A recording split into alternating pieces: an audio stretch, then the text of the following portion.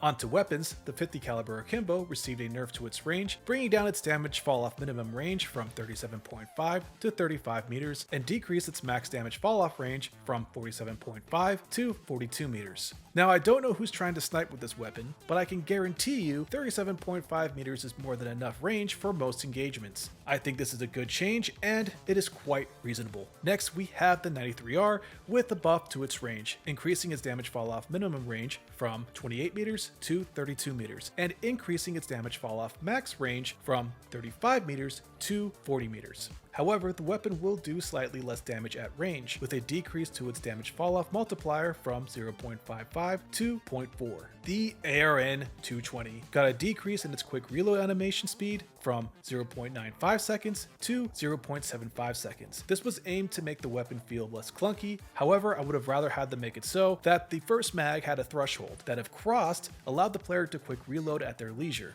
For example, if your first mag went down to only 9 bullets, as soon as it crossed a 10 bullet threshold, the player would be able to quick reload to the secondary mag. But then again, that's just my opinion. Let's move on.